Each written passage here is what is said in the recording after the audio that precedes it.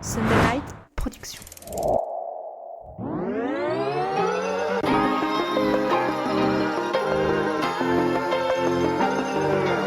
Bienvenue sur le podcast Dans la tête d'un cycliste, l'émission dédiée à tous les passionnés de vélo sous toutes ses formes. Chaque semaine, Arnaud Manzanini part à la rencontre de celles et ceux qui font le cyclisme pour nous inspirer et nous aider à nous améliorer.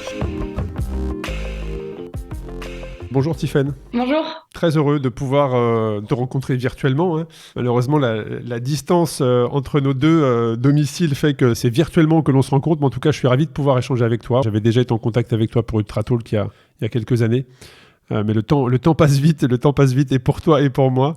En tout cas, voilà, je suis ravi sur ce podcast Dans la tête d'un cycliste et donc la capsule Le Talk, de pouvoir parler de ton parcours, mais surtout de ton actualité, puisque c'est vrai que tout ça est sorti dans la presse la semaine dernière, ta décision d'arrêter ta carrière de cycliste professionnel, tu vas nous en parler, mais pas que. La première question que j'ai envie de te poser, c'est est-ce que tu vas bien justement une semaine après cet effet d'annonce ? Écoutez, oui, ça va bien. C'est vrai que oui, c'était pas une décision facile à prendre forcément, parce que j'ai fait du vélo toute ma vie, mais non, ça va bien parce que je l'accepte, parce que c'est ma décision. Donc c'est vrai que c'est toujours plus facile quand ça nous appartient. Donc non, ça va bien. Tout va bien pour moi en ce moment. Bon, on va creuser tout ça, mais pour les personnes qui ne te connaissent pas forcément, qui écoutent le podcast, qui soient fidèles auditeurs ou nouveaux justement, Tiffaine, est-ce que tu peux te présenter s'il te plaît pour les auditeurs ? Oui, pas de souci. Alors, du coup, je m'appelle Tiffaine Laurence, je suis bretonne, j'ai 25 ans déjà, tout fraîchement 25 ans. Que 25 ans. C'est ça. Et voilà, j'ai été cycliste professionnelle pendant 4 ans. Bon, officiellement, je suis encore cycliste parce que mon contrat se termine. 31 décembre. C'est ça, 31 décembre. Et j'ai fait du vélo depuis mes 12 ans à peu près. Je suis issue d'une famille de vélo, connue dans la Bretagne et au niveau national. Puis maintenant aussi un peu connue avec mon Au frère. niveau mondial. Au niveau mondial, c'est ça. Donc c'est vrai, vraie famille de vélo, terre de cyclistes aussi où j'habite. Donc clairement. tout est réuni pour être cycliste. donc voilà. Alors c'est vrai que le cyclisme, c'est un peu une affaire de famille, très clairement, parce que tu es la fille donc, de Franck, cycliste professionnel dans les années 90, de Manuela, également championne de Bretagne de cyclisme. Tu es la sœur d'Axel, tout fraîchement champion du monde espoir. Donc c'est vrai que j'aurais presque tendance à dire, tu n'as débuté le cyclisme qu'à l'âge de 12 ans. Oui. Parce que j'imagine que petite, tu devais être sur le bord des routes, probablement, en train d'encourager peut-être papa ou maman Ouais, qui c'est étaient ça, sur leur vélo. parce que c'est vrai que mon père, du coup, il a continué le vélo. Moi, j'avais, je pense, 6-7 ans. Il était en troisième catégorie, puis deuxième catégorie. Donc, c'est vrai qu'on allait le voir le week-end. Et mon frère, lui, faisait du BMX dès l'âge de 4 ans. Donc, forcément, pas le choix d'aller le dimanche sur les routes. Mais oui, moi, j'ai commencé finalement un peu tard, mais en fait, c'est juste que j'aimais pas le vélo avant. Pas du tout. J'ai fait beaucoup de sport, de la course à pied, de l'équitation, de la danse. J'ai un peu tout essayé. Alors pourquoi à 12 ans tu as eu ce déclic ? C'était quoi ? C'était la rencontre avec quelqu'un ? C'était un livre, un film quelqu'un t'a inspiré ? T'as trouvé un mentor ? En fait, j'ai toujours été vraiment donc, dans chaque sport pratiqué, j'ai toujours fait de la compétition. Et en fait, je faisais de la course à pied au collège. J'allais le midi m'entraîner. Et il y a une copine à moi qui faisait du triathlon. Et donc, je faisais aussi de la natation en parallèle. Et puis voilà, la famille dans le vélo. Donc, c'est vrai que tout s'est un peu rejoint et j'ai eu envie de faire du triathlon avec cette copine-là. Donc, forcément, j'avais fait de la natation, de la course à pied, mais pas de vélo. Donc, ma maman, elle avait un look à l'époque encore, un ancien look là. Donc, mon papa, un jour, il m'a dit, bon, on va aller faire ton premier entraînement de vélo. Et pour l'anecdote, en fait, j'ai jamais fait de triathlon, du coup. J'ai fait que du vélo directement. J'ai dit, oh, c'est trop bien, je vais faire que du vélo. Donc, finalement, j'ai jamais fait une seule compétition de triathlon. J'ai fait que du vélo, voilà. Intéressant de connaître cette anecdote. Donc effectivement, à 12 ans, tu fais tes premiers tours de roue. En 2013, il y a la première, je ne sais pas si on peut dire la première licence ou la première compétition. Mais en tout cas, moi, dans les différentes interviews et les écrits que j'ai pu trouver sur toi en préparant cette discussion. Donc 2013, première saison en cadette. Et ça veut dire qu'en gros, le cyclisme pour toi, ça a été un chapitre de vie de 10 ans entre la première compétition et cette année. Alors, ça ne va pas s'arrêter là, bien évidemment. Ce n'est pas parce que tu arrêtes le professionnalisme que tu ne fais plus de vélo. Mais il y a eu un chapitre de vie de 10 ans avec des titres de championne de France. Tu as fait de la route, tu as fait de la piste. Une participation au Tour de France, on va en parler. Avec un recul très très court. Mais aujourd'hui, quel regard tu portes sur ces 10 années où tu as franchi les échelons, les sélections, l'évolution également du cyclisme féminin. Quel regard tu portes sur ce chapitre de ta vie? C'est vrai que c'est un beau chapitre, un très beau chapitre. Et forcément, hein, on dit souvent ça dans le sport, mais c'est vrai que le sport, c'est une belle école de la vie. Et c'est vrai que moi, tout de suite, j'ai voulu être sérieuse, rigoureuse dans ce que j'entreprenais. Et donc, finalement, on s'est toujours un peu... Je pense que les sportifs, on se sent toujours un peu en décalage parce que c'est vrai que, voilà, quand je suis arrivée au lycée, voilà, c'était la fête normalement, mais moi, jamais. Voilà, j'ai toujours voulu faire les choses bien et je suis tout de suite rentrée dans cette compétition. Finalement, j'ai toujours voulu faire de la compétition. Tu as tout de suite fait ce qu'on appelle dans le cyclisme, tu as tout de suite fait le métier, c'est-à-dire hyper sérieuse, l'envie de bien faire, à suivre tes entraînements, ton hygiène de vie et de gagner un maximum de compétition. Exactement. Et puis, mine de rien, quand j'ai fait ma première compétition, donc j'étais minime 2 et j'étais avec les cadettes. Et en fait, je fais tout de suite 6e ou 7e. Donc forcément, j'ai tout de suite fait des podiums. Donc, c'est sûr que c'est 2 fois plus motivant. Donc c'est aussi pour ça, je pense que j'ai continué vers cette voie-là. Mais oui, j'ai toujours voulu faire le métier et c'est vrai que en fait mon parcours il a été naturel en fait. J'ai fait de sélection en sélection et puis j'ai grandi voilà avec l'ADN de Bretagne, puis l'équipe de France. J'ai eu la chance d'arriver chez Arkea et puis et du coup voilà, je suis arrivée dans le milieu professionnel, mais j'avais déjà fait mes preuves avant. Et j'avais eu des titres, j'avais eu des belles sélections. Donc c'est vrai que c'est quand même un magnifique chapitre qui se ferme, oui, parce que les compétitions, forcément, là, ça va être... bon, je vais arrêter les compétitions. Mais oui, pour autant, voilà, j'ai toujours une sportive dans l'âme. Donc, je vais continuer de prendre mon vélo pour aller rouler. Mais non, c'est sûr que j'ai appris tellement de choses dans le vélo. C'est un sport qui te fait grandir, hein, voilà, parce que quand tu arrives en sélection et que tu as 14-15 ans et que tu pars déjà avec ta valise toute seule dans le train pour aller en Belgique ou en stage, c'est vrai que tu n'as pas le choix de grandir en fait. Finalement, tu grandis grâce à ton sport. Donc non, ouais, c'est un magnifique chapitre de ma vie qui se ferme aujourd'hui. Ouais. Alors c'est vrai, tu l'as dit, il y a des sélections à l'équipe de France, les titres, les championnats d'Europe, les championnats du monde.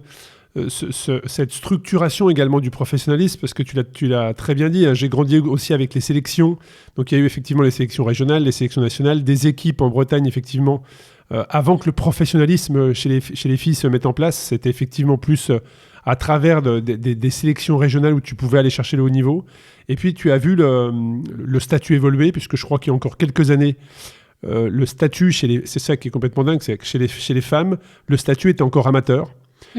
Et que le statut professionnel chez les filles est arrivé il y a quoi, 1 an et demi, 2 ans, je crois. Oui, c'est ça. Et c'est très récent.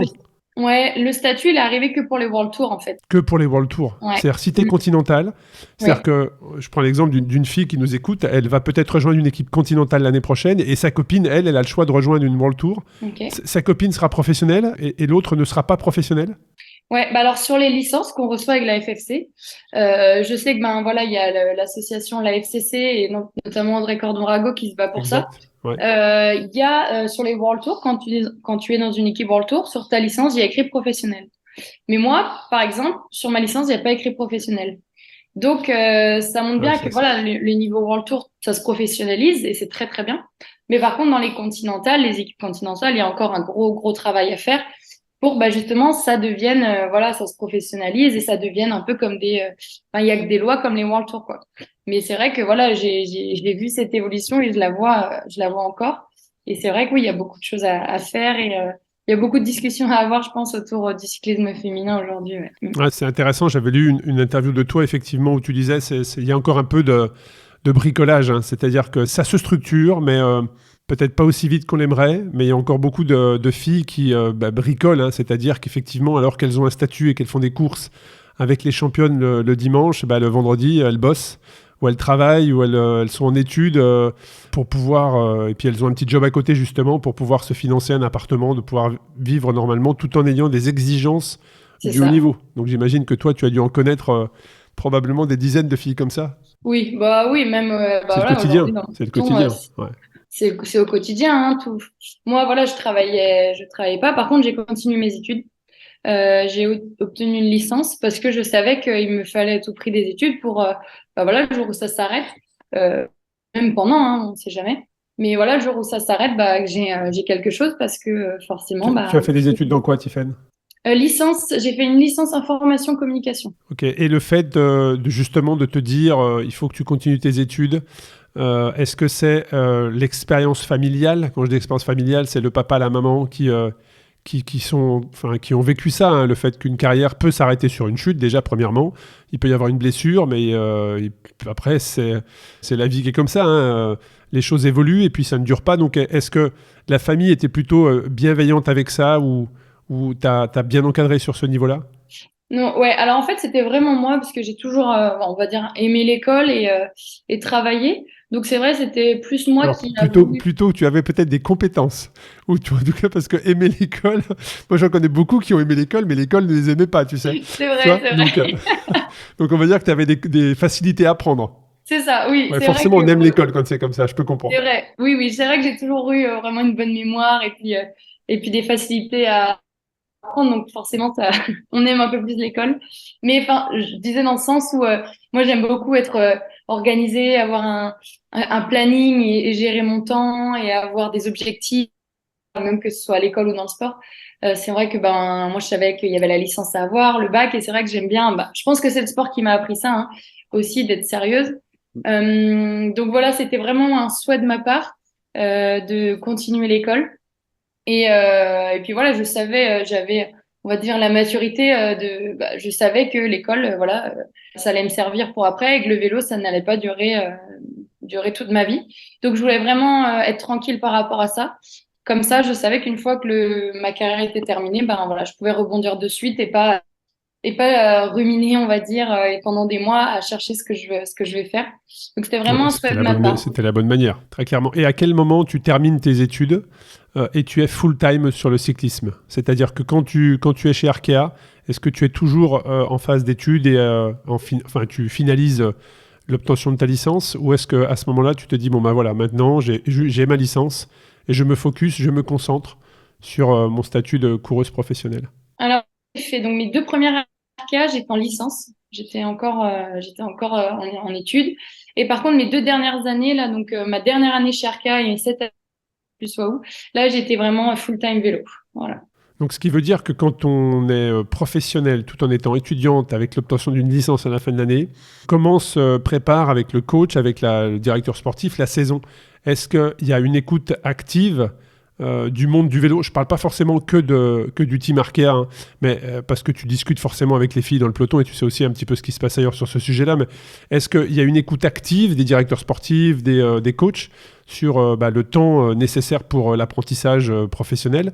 Ou alors c'était compliqué pour toi de trouver du temps et pour t'entraîner et pour étudier? Alors, moi, c'est vrai que du coup, quand j'étais à Arkea, mon entraîneur, c'était Franck Brenimal, donc il était aussi DS de l'équipe. Ce que je faisais, c'était sur TrainPix, je rentrais mon emploi du temps d'abord scolaire avec mes horaires. Et lui, il s'adaptait donc par rapport à ça. Et puis, bah, moi, je n'étais pas du genre à sécher les cours, on va dire. Donc, c'est vrai que je loupais pas de cours. Donc, vraiment, on s'adaptait en fait par rapport à mon emploi du temps scolaire. Donc, après, en licence, ça va parce que j'avais allé 15-20 heures maximum de cours par semaine. Donc, c'était pas non plus des grosses semaines. Et tu avais un statut de Euh, sportif de haut niveau, Tiffaine, ou pas? oui, ouais. Ouais. Et du coup, moi, mon école, j'avais par exemple le droit de pas être là à l'examen le jour J et de le rattraper plus tard. J'avais pas 0 d'office en fait. Donc ça, c'était des aides que mon école me mettait en place, mais parce que j'avais le statut de sportif professionnel, enfin de haut Et, niveau. et, et qu'est-ce que ça a changé pour toi l'année où tu pouvais être focus sur le vélo, justement? Est-ce que ça a été un soulagement dans ta concentration, dans ta préparation? Qu'est-ce que ça a changé? Donc tu restais dans la même équipe, dans la même structure, Arkea, où là, il n'y avait plus effectivement ces 15-20 heures de cours. Déjà, est-ce qu'à ce moment-là, tu t'es posé la question, Est-ce que je continue ou est-ce que je rentre? Parce que tu aurais pu te dire, voilà, j'ai mon diplôme, maintenant, je rentre dans le monde du travail. Est-ce qu'à ce moment-là, donc c'est il y a 2 ans, hein, je pense, c'était il y a 2 ans, est-ce que tu t'es posé cette question ou est-ce que tu t'es dit, génial, maintenant, je vais vraiment pouvoir avoir des réponses à mes questions, je vais me focus et je vais me concentrer sur ma carrière professionnelle? Ouais, c'était surtout ça, moi. C'était parce que j'aurais pu continuer aussi en master. Bien sûr. Mais du coup, là, j'ai fait le choix parce que du coup, j'avais quand même 22 ans, 22, 23 ans, quand j'ai eu ma licence. Et donc, pour moi, là, c'était le moment ben, ça y est, là, je peux me concentrer à fond sur le vélo.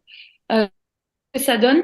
Donc, non, j'ai même pas pensé à rentrer dans le monde du travail. Moi, c'était sûr, voilà, je voulais vraiment voir ce que ça donnait le vélo à plein temps, quoi. Donc non, directement, j'ai hop, switché et c'était parti pour se donner à fond dans ma carrière, quoi.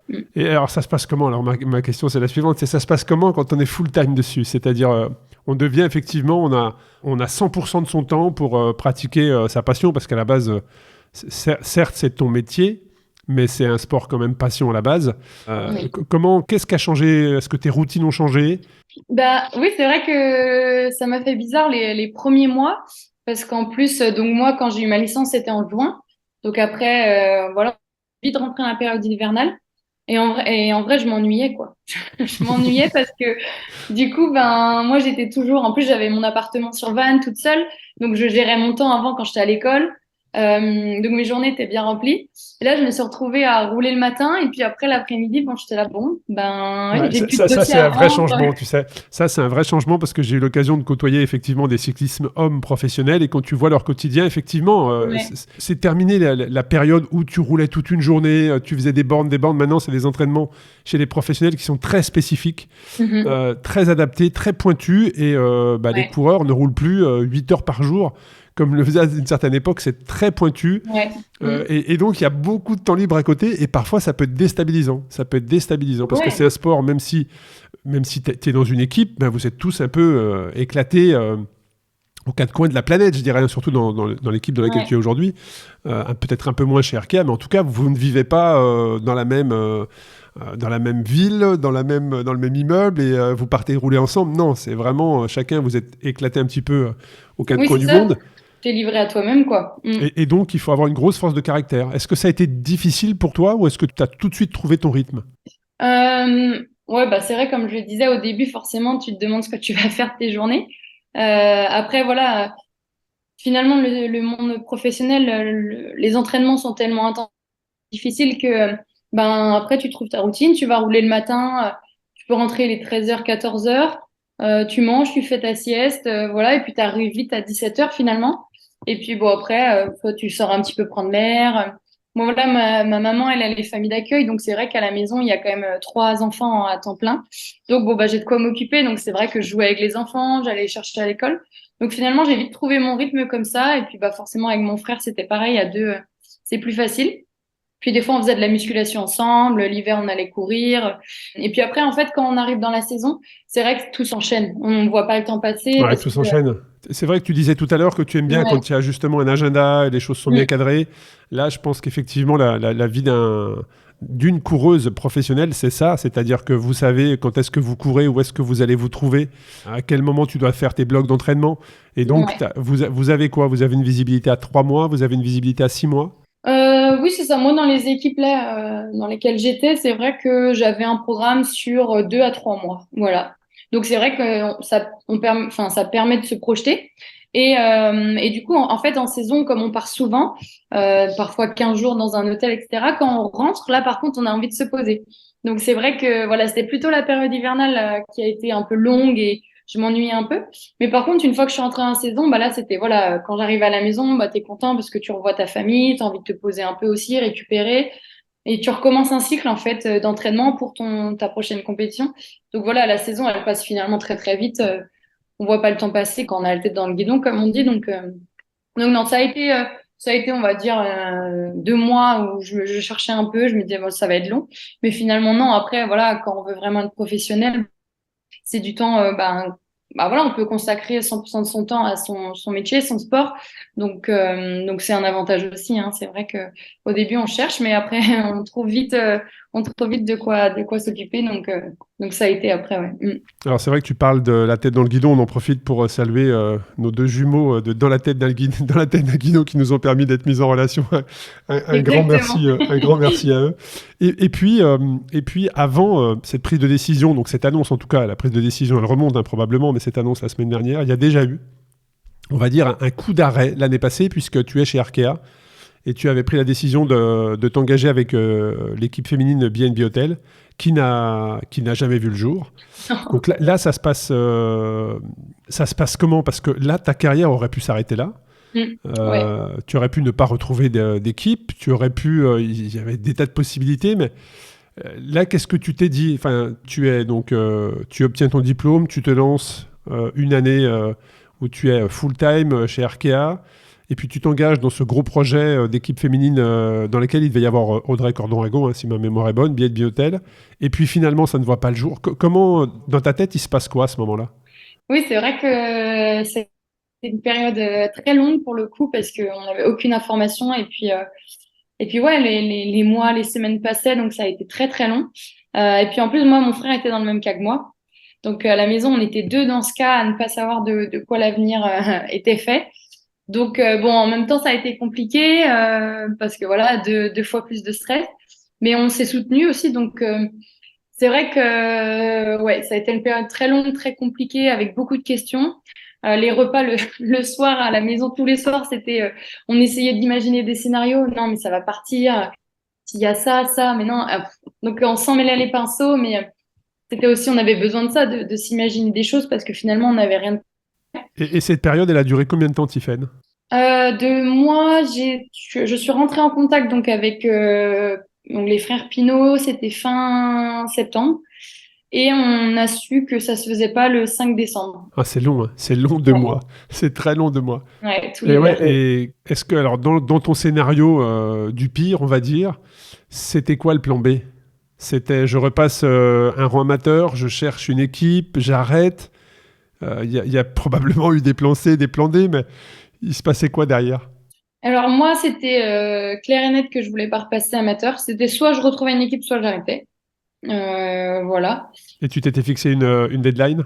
Oui et non. Non, pas vraiment. C'est vrai que ben j'y pensais pas trop à ça. C'était plus parce que finalement j'ai pas cherché avant que ça s'arrête l'équipe parce que on y croyait. Bah oui, clairement. Parce qu'en fait on nous disait des choses qui nous laissaient penser que bah ça y est on allait recevoir nos contrats donc en plus juridiquement parlant on avait des promesses d'embauche donc tout ça c'était vraiment compliqué parce qu'on pouvait pas non plus chercher ailleurs signer un autre contrat parce qu'il y avait la promesse d'embauche et donc tant que bah tout ça n'était pas officiellement fini ben donc c'est Combien de vrai que coureurs étaient concernés par ça, Tiffany? Une quarantaine au total avec les équipes hommes et femmes? c'est ça plus le staff plus Plus le le staff staff. Oh là ouais là là là. c'est ça nous on devait être 13 filles à peu près. Et puis l'équipe homme, ils étaient une trentaine, ouais. Donc plus tout le staff, c'était au moins 100 personnes, quoi. Énorme. Un gros coup d'arrêt, gros coup d'arrêt. Et puis comment s'est fait la mise en relation avec l'équipe anglaise? Est-ce que c'est toi qui as fait la démarche? Est-ce que Pas du tout, c'est les Anglais qui sont venus vers toi? Parce que comme tu l'as c'est dit, ça. vous ne pouviez rien faire tant qu'il n'y avait pas la levée, Ouais. la levée du contrat en disant bah, finalement ça ne se fera pas. Donc bah, libre à vous de chercher ou d'arrêter ou de faire en gros ce que vous avez envie de faire. Ouais. Comment ça s'est passé? Alors moi, je me souviendrai toujours, j'étais aux autres ponts score. J'étais devant le portail, j'étais avec mon copain, on allait voir le réseau. Et je reçois un message de l'équipe avant, c'était Waouh.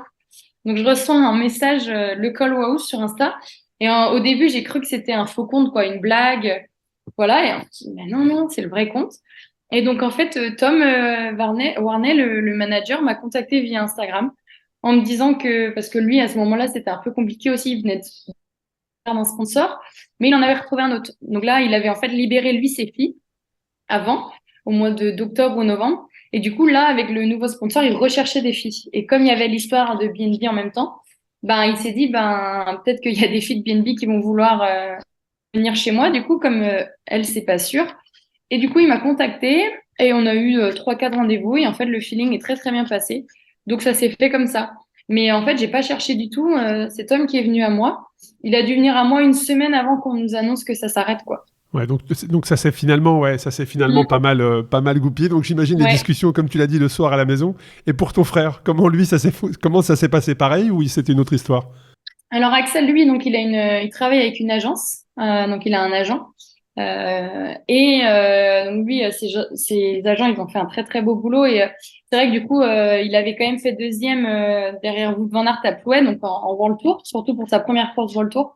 Donc ça l'a sauvé, on va dire un peu parce il a à l'époque là l'année dernière, il avait 21 ans, 21 ans, deuxième derrière Wout, Van Aert à Plouay. Ouais, à Plouay en plus, ouais. À Plouay, une grande course, ouais, À forcément la maison, ça aide, ça c'est aide. ça.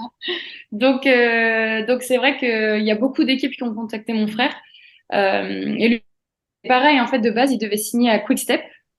Une semaine et demie après, toujours pas de contrat. Et en fait, Patrick Lefebvre lui dit, bah non, en fait, on n'a plus l'argent, on n'a pas d'argent pour ton contrat. Donc voilà, pareil, nous, on s'est dit, bah on va appeler du monde, on va essayer de trouver de l'argent pour essayer de lui payer son année. Et puis en fait, là, du coup, ces agents, ils ont recherché. Et là, il y a Alpecin qui est venu sur la table. Il y avait AG2R. Il y avait quand même pas mal de belles équipes. Ouais, gros ascenseur. Chaque soir, ça devait être un ascenseur émotionnel autour de la table. C'était une catastrophe. Et je me souviendrai toujours quand Quickstep, du coup, a appelé Axel. Il était en haut. Moi, j'étais dans le canapé avec ma mère. Et là, il arrive. Il me dit, il y a encore un rebondissement. On s'est fait dire non, c'est pas possible. C'est vrai que c'était que ça, en fait. Un jour, c'était bon. Le lendemain, c'était plus bon. Et puis voilà, comme je disais, il y a Alpecin après qui est arrivé sur la table et ça a tout de suite matché. Et pareil, bah, on a signé nos contrats fin décembre, quoi. Tous les deux. Donc, Alors c'est vrai qu'on voit que l'histoire est quand même liée hein, entre vous deux jusqu'à ce moment-là, mais tu as pu aussi probablement mesurer de par toutes ces histoires les différences, alors je ne veux pas dire de traitement, mais les différences entre le cyclisme masculin et le cyclisme féminin. Certes, le Tour de France est arrivé depuis 2 ans, tu as participé cette année, tu nous en parleras, et toutes les lumières se braquent justement sur le Tour de France à ce moment-là, mais il y a aussi toute une saison à faire, et il y a quand même des gros écarts. Est-ce que là aussi, tu as pu constater la différence entre le cyclisme féminin et le cyclisme masculin dans justement tous ces contrats, toutes ces préparations d'équipe, tous ces budgets? mm. Oui, forcément, parce que bah, du coup, moi, avec mon frère, on peut vraiment comparer parce que bah, voilà, on se dit tout. Et c'est vrai que voilà, c'est sûr que mon frère, il a un talent, c'est une pépite, comme on dit. Mais finalement, voilà, c'était que sa première année chez les pros. Et il avait quand même voilà, des beaux contrats sur la table, des belles équipes qui sont venues le chercher. Euh, et voilà, tout de suite, la différence de salaire, bah oui, elle est là. Moi, c'est ce que j'expliquais voilà, dans mes interviews il y a pas longtemps. Ouais, il y a encore beaucoup de travail à faire au niveau financier. Et comme je le disais voilà, au début de ce podcast, c'est vrai qu'il y a les World Tours qui sont vraiment bien aujourd'hui, les filles peuvent vraiment bien en vivre du cyclisme. Mais voilà, les continentales, non, c'est encore compliqué. Euh, et oui, moi, je vois tous les jours avec mon frère cette différence qu'il y a entre le cyclisme féminin et masculin, quoi. Et en plus, tu as vu l'évolution, parce que là, on parlait de ce chapitre de vie que tu as eu avec le haut niveau de 10 années. En 10 années, c'est plus du tout comparable. Enfin, on parle plus du même cyclisme féminin qui avait 10 ans. Mais il y a encore beaucoup de choses à faire. Est-ce que avant que tu nous parles de ta prise de décision, on va y venir, mais est-ce que dans le futur, tu souhaites garder un contact probablement de par le fait d'aller rouler en famille ou pas, ou avec des amis, mais est-ce que ton avenir sera peut-être tourné vers justement le cyclisme féminin, mais de l'intérieur, où tu vas peut-être aider à promouvoir, à aider à se structurer, ou est-ce que tu veux prendre du recul, peut-être avoir un parcours professionnel en lien avec tes études? Bah, alors oui, moi c'est vrai que bah, du coup mes études, je peux quand même travailler, on va dire, dans le milieu du vélo, du sport. Voilà, moi j'aimerais bien travailler dans la communication, les médias, etc. Mais pour oui, rester dans le milieu du vélo, ça c'est quelque chose que j'ai envie de faire. Parce que même si j'arrête, c'est aujourd'hui bah, ma passion encore et c'est ce que j'aime. Et non, oui, j'aimerais, moi si je peux aider voilà, le cyclisme féminin à évoluer c'est sûr que j'irai aider le cyclisme féminin parce que il y a tellement de belles choses à faire et bon, moi j'ai vécu la chose donc je pense que je suis légitime d'en parler. Mais là ça fait 2 ans, même plus, depuis le Covid, le premier confinement, je fais partie de l'association AFCC justement parce que Audrey Cornon-Rago m'avait contactée Donc je suis dans l'association. Et voilà, c'est une association au niveau national qui veut aider le cyclisme féminin. Mais bizarrement, les filles n'adhèrent pas forcément à l'association. Et après, je pense que voilà, au niveau national, les filles encore qui sont amateurs, elles ont pas, voilà, elles savent pas comment réellement c'est au sein des structures. Donc c'est aussi ça un peu le problème.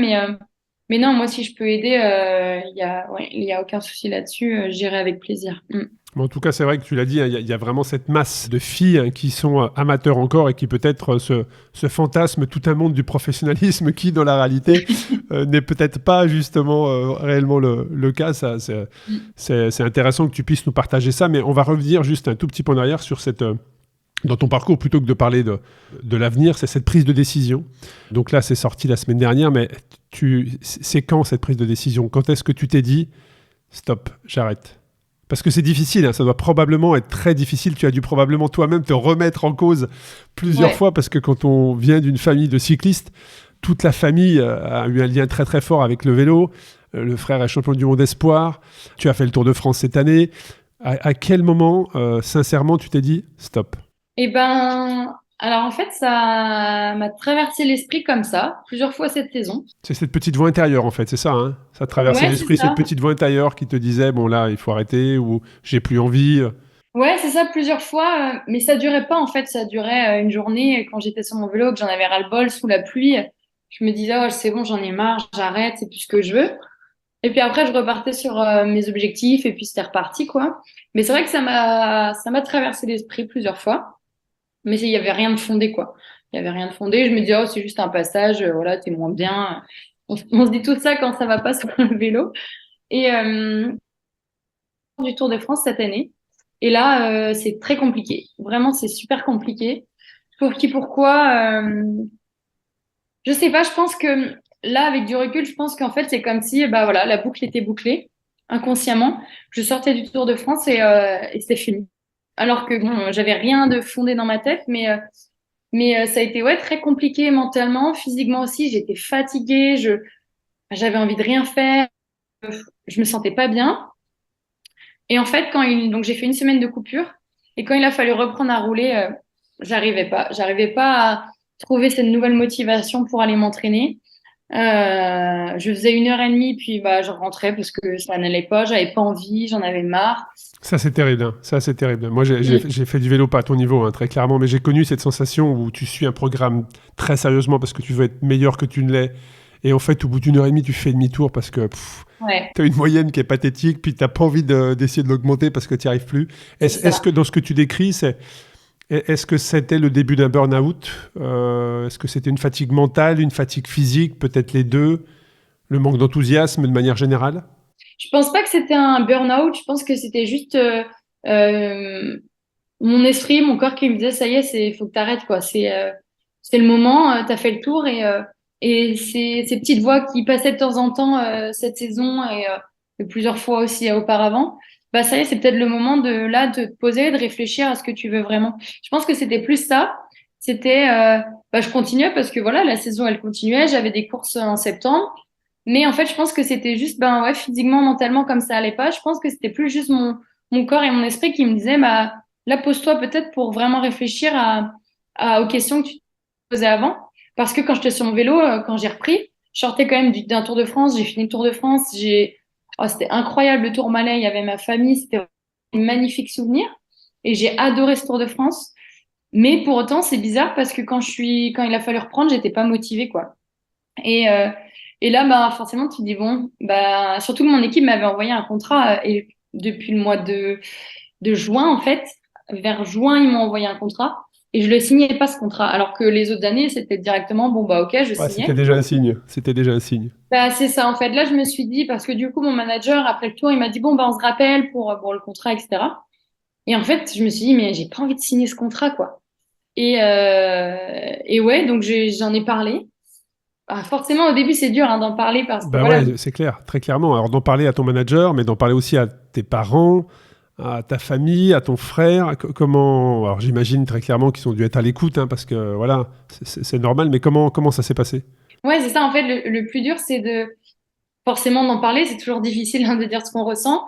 Et en plus, on n'est jamais sûr de soi au début. Là, quand c'est arrivé, ces questions, j'étais pas sûre de moi. Je savais pas si c'était juste une Tu te posais la patate. question, en fait. Ouais, tu te posais la question. C'est ça. Donc, je me disais, ah, si j'en parle, mais qu'en fait, après, c'est pas, enfin, surtout si j'en parle à mon manager et à l'équipe, c'est surtout ça aussi parce que, ben, si je l'en parle, est-ce que le contrat il va quand même tenir? Si je change d'avis? Donc, il y a toutes ces questions qui rentraient en compte. Et en fait, d'abord, j'en ai parlé. Bon, je suis restée un peu une semaine comme ça, une semaine et demie, sans trop rien dire, et je ruminais moi dans ma tête.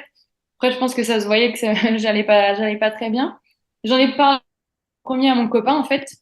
Je lui ai dit, mais moi, j'ai pas envie de rouler, quoi, parce qu'en fait, on était parti en camping-car faire un petit road trip après le tour, et c'était normalement ma semaine de reprise. Et en fait, j'avais qu'une envie, c'était de rester tranquille dans le camping-car et d'aller à la plage, quoi. Et non, fallait aller rouler. Et du coup, là, je lui ai dit, oh, j'ai pas envie de rouler, quoi. Et lui, il m'a dit, bah, roule pas, fais ce que, écoute-toi déjà parce que c'est important. Euh, et après, voilà, quand j'ai su que c'était vraiment quelque chose, ça a duré 1 jour, 3 semaines comme ça. Là, je me suis dit, non, là, c'est que c'est ancré, là, il faut prendre une décision.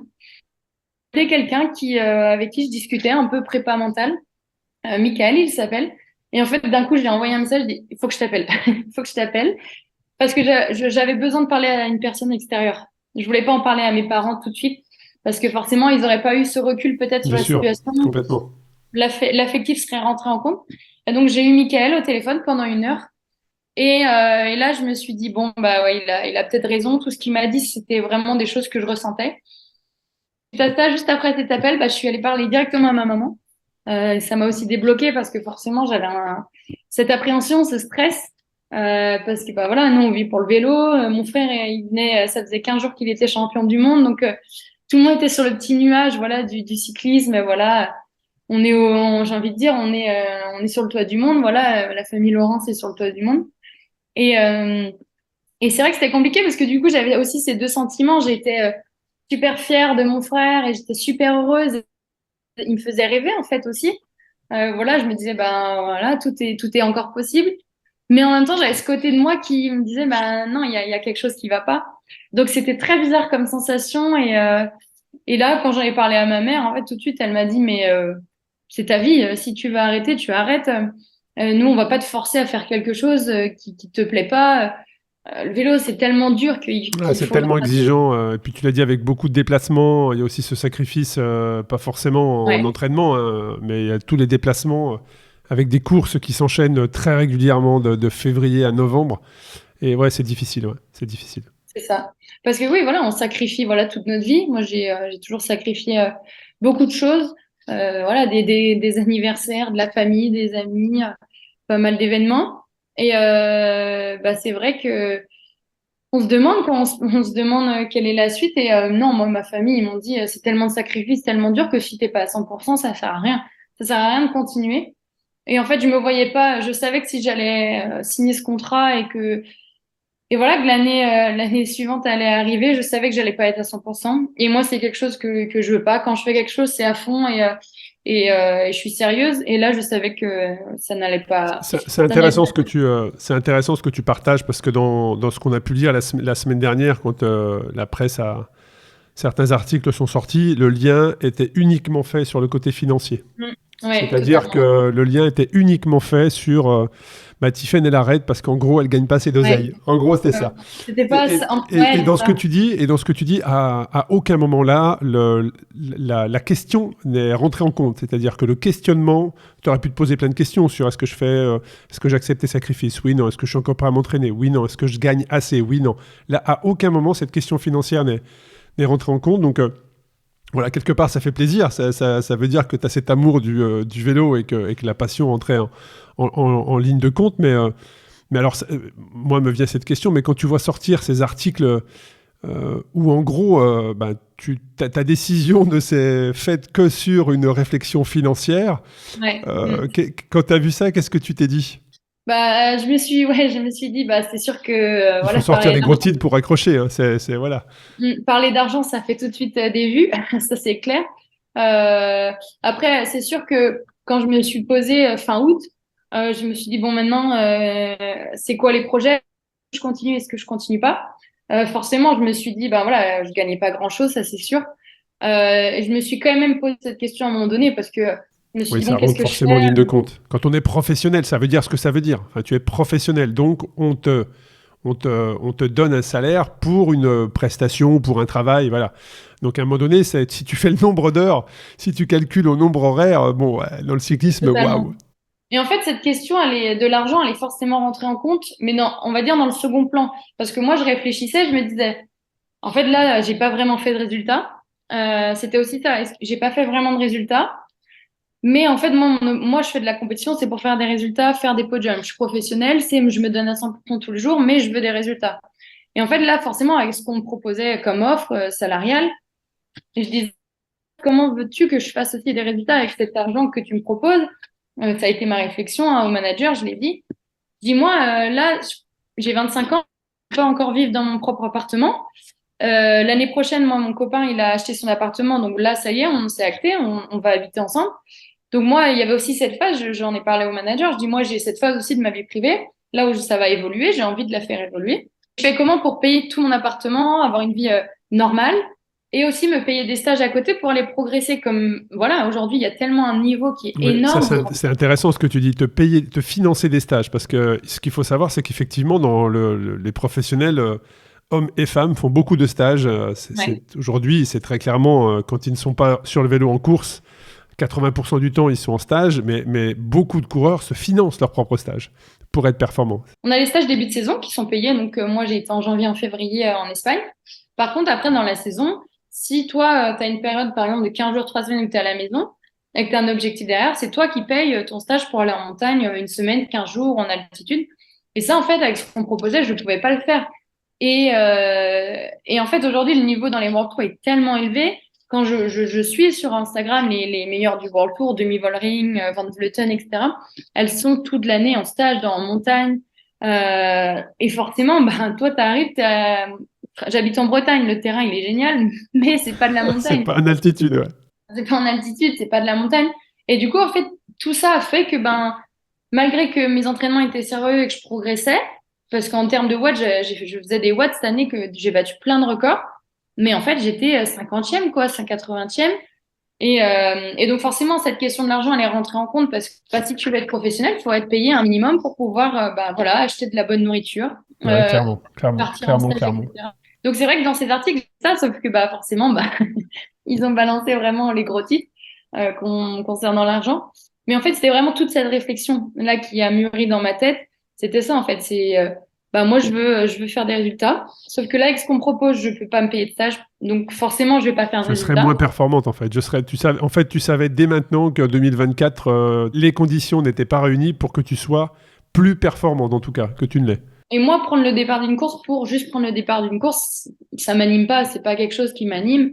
Et donc, je savais que j'allais forcément être moins motivée à aller rouler parce que Je je savais comprends. que j'allais subir pendant la course. Ouais, je comprends parfaitement. Et c'est tellement difficile, effectivement. C'est tellement. Enfin, faut l'avoir vécu pour comprendre l'approche d'une bosse, l'approche d'un col. Quand tu es déjà à Ouais. bloc et que tu sais que ça va envoyer du lourd devant, c'est compliqué. Mais ma question, c'est de dire, après cette prise de décision, est-ce que tu as essayé, ou alors est-ce que c'était couru d'avance, hein, tu n'avais pas l'envie, mais est-ce que tu as essayé de regarder peut-être dans d'autres équipes où, pour toi, la messe était dite et tu as envie de mettre fin à ce chapitre? Non, ouais, j'ai même pas cherché dans d'autres équipes. J'ai pas cherché du tout parce que ben je savais que en fait aussi vu les résultats que j'ai eu cette année, j'ai été très lucide là-dessus, hein. J'ai même pas envoyé de CV à des World Tour parce que je savais que j'allais pas être prise. Après voilà, on sait jamais, hein, on sait jamais, mais non, Non, tu laisses la porte ouverte quand même. Tu laisses. Pourquoi pas, pourquoi pas, pourquoi pourquoi pas. pas. Non, mais tu vois, c'est vrai que ça me. Dans ta réflexion, bah, je me dis que voilà, peut-être quelqu'un qui t'a vu progresser, qui te suit depuis quelque temps. Et après, on a tous hein, dans un parcours, ben, à un moment donné, oui, un échec. Voilà. Alors, je sais pas si ça, on peut le considérer comme un échec. Mais à un moment donné, ça se passe pas comme on l'avait prévu. Voilà. Donc, et parfois, ben, il faut savoir aussi rebondir. C'est aussi des concours de circonstances, des rencontres. Ouais. Mm. Donc après, effectivement, on ne sait jamais. Si un grand directeur sportif écoute ce podcast, peut-être qu'il pourra te contacter sur Instagram. Voilà. C'est ça. Mais, Non, mais mais c'est après, intéressant en tout cas de connaître ton raisonnement. Ouais, c'est ça. Mais vraiment. après, voilà, comme je disais, moi, c'était vraiment, j'ai envie d'avancer dans la vie et j'ai pas envie rester dans cette routine et mon train-train, non, et rester dans ma zone de confort. Et je savais que si je continuais comme ça, bah, j'aurais pu, hein, parce qu'on me proposait un contrat. Bien sûr. Mais j'aurais juste pris mon vélo le matin, faire 3 heures, mes exos de 30-30, et voilà. Et puis j'aurais fini ma course, j'aurais fait l'équipière, puis terminé, quoi. Mais j'ai envie de voir grand, d'avoir des beaux objectifs. Donc, je sais pas si c'est pour moi, c'est pas un échec, en fait. C'est juste que je considère qu'en fait, du coup, je suis maître de ma vie aussi, de mon destin, et je reste pas dans ma zone de confort. Je pense qu'avec cette décision que j'ai prise, ça me servira aussi pour la suite à Ah, prendre clairement. des Clairement, décisions. clairement. Ça, c'est pour ça que je te l'ai dit tout à l'heure, il faut avoir beaucoup de courage pour cette prise de décision quand on est professionnel, quand on a 25 ans, puis aussi qu'on a cette famille de sportifs dont le frère vient d'être sacré champion. Tu vois, indirectement, toi, tu le vis de l'intérieur, mais nous, de l'extérieur, ça peut être une certaine pression. Tu aurais pu te dire rien que juste avec ça. Bon, bah, je vais pas m'arrêter là, en fait. Je vais Ouais. continuer, tu vois. Et mentalement, ça aurait probablement été beaucoup plus dur l'année prochaine. Bah, en fait, moi, je l'ai pris dans l'autre sens, du coup. C'est vrai que quand bon, bah, j'ai mûri un peu mes réflexions, je me suis dit, en fait, c'est peut-être le beau moment, le bon et le beau moment d'arrêter. Voilà, c'est vrai que bah, là, on est super heureux. Axel est voilà, sur le toit du monde.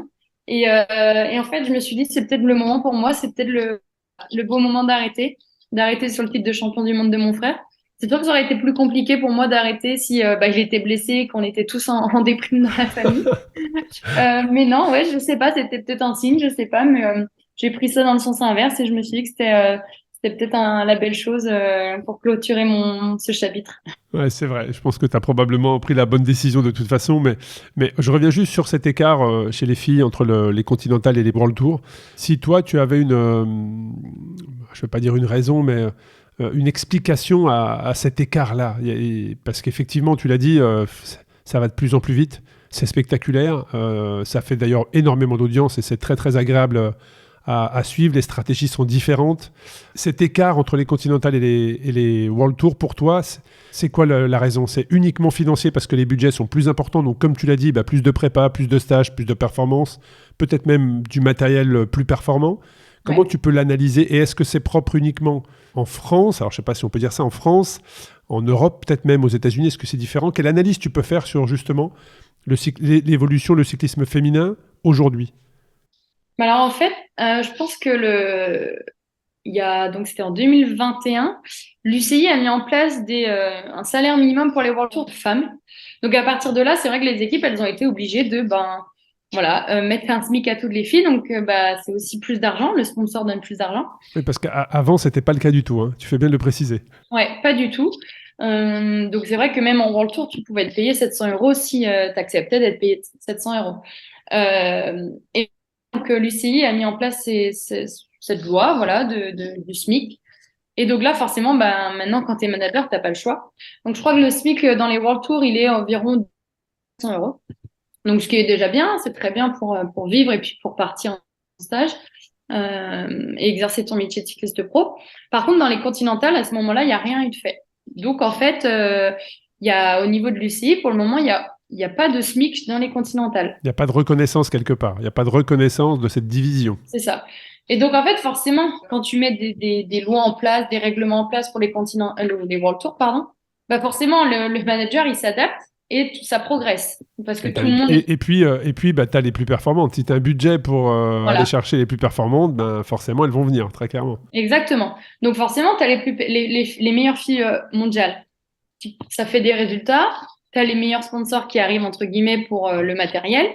Donc, les sponsors, ils ont beaucoup plus de visibilité. Donc, bah, l'année suivante, Non, mais bon, c'est on une va boucle sans augmenter le fin. budget. Donc, le budget, il augmente.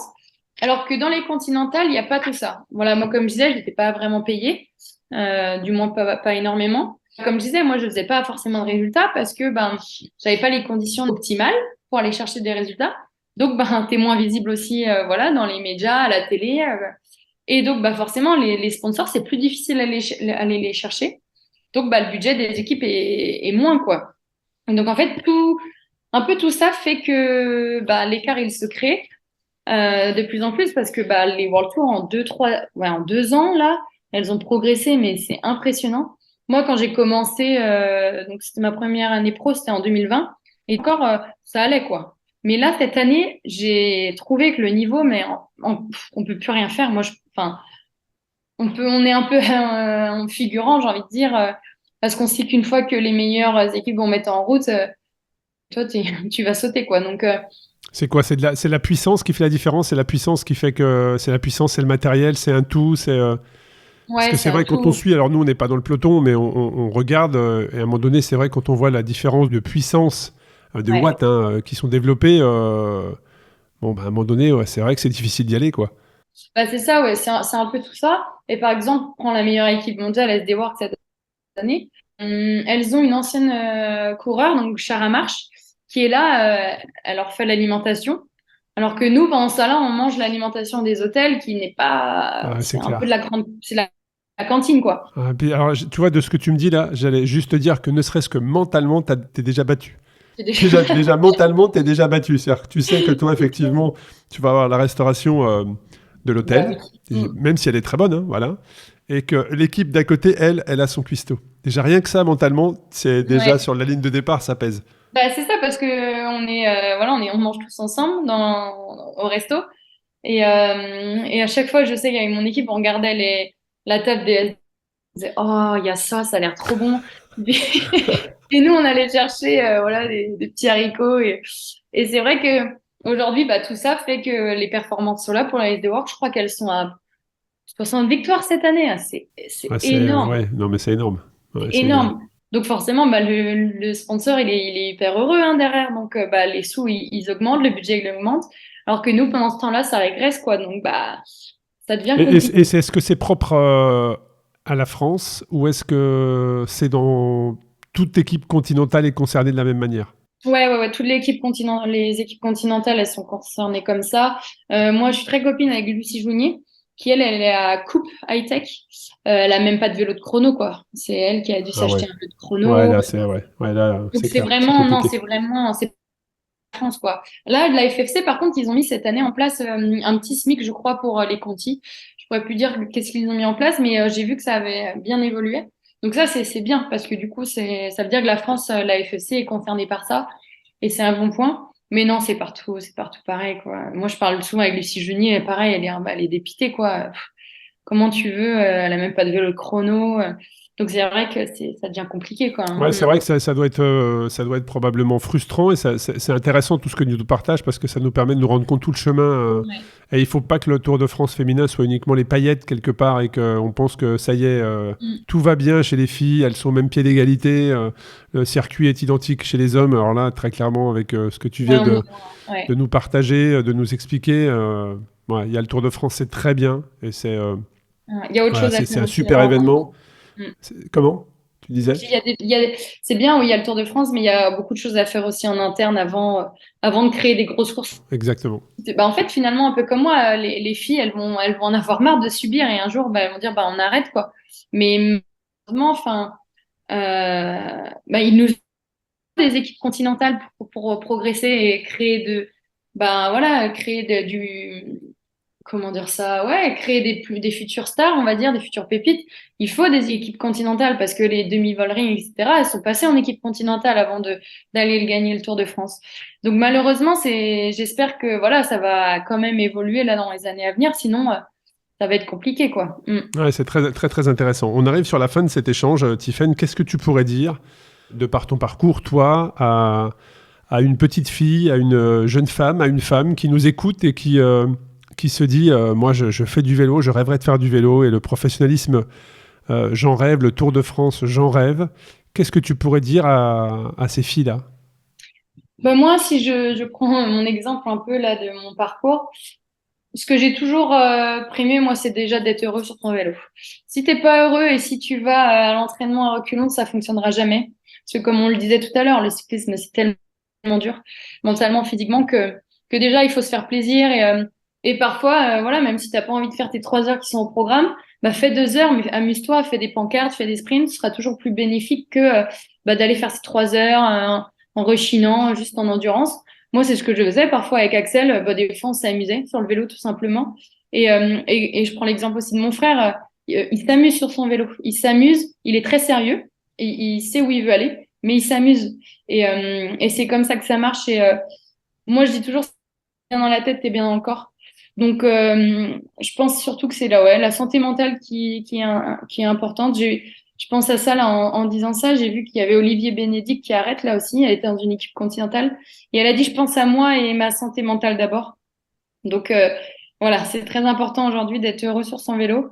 Et puis oui, continuer à rêver parce que le cyclisme féminin, voilà, là, on a un peu évoqué les mauvais côtés, mais c'est vraiment une superbe expérience. Et moi, j'ai rencontré beaucoup de belles personnes et non, c'est vraiment un beau monde, le vélo et le sport en général, hein. De toute manière, c'est vrai que c'est une belle école de vie. Donc, se faire plaisir et aller au bout de ses rêves, c'est le plus important. Bon, en tout cas, un grand merci pour ton témoignage, du temps que tu nous as consacré. Qu'est-ce qu'on peut te souhaiter pour la suite, Tiffaine? Ouais, bah là, c'est vrai que du coup, je suis encore un peu en contrat, là, encore 2 mois. Mais c'est vrai que du coup, après, là, pareil que le vélo, j'ai envie de rêver grand et avoir de beaux objectifs. Donc moi, du coup, avec ma licence, là, d'information communication, c'est vrai que j'aimerais bien, bah voilà, rester dans le vélo et dans la communication. Donc j'ai mon auto-entreprise. Donc, voilà, je suis un peu en train de mettre tout ça en place. Mais voilà, surtout d'être heureuse bah voilà, de découvrir ma nouvelle vie tout simplement parce que c'est vrai que ça change, ça change depuis Clairement. avoir. Mais c'est une très bonne expression, découvrir ma nouvelle vie. Ouais, non, c'est Ça. une très bonne expression parce que tu vas effectivement le 31 au soir fermer un chapitre de ta vie et le premier en rouvrir un autre et c'est toi qui vas écrire ses propres lignes. Donc en tout cas, voilà, un grand merci à toi pour ça. On va suivre ça avec grand intérêt. En tout cas, je te souhaite tout le meilleur pour la suite de ce chapitre, la suite de cette aventure. Et puis, bah, écoute, j'espère un jour avoir l'occasion et le plaisir de te croiser. Merci beaucoup en tout cas pour ton temps, Tiffaine. Merci beaucoup à vous. Merci. Merci.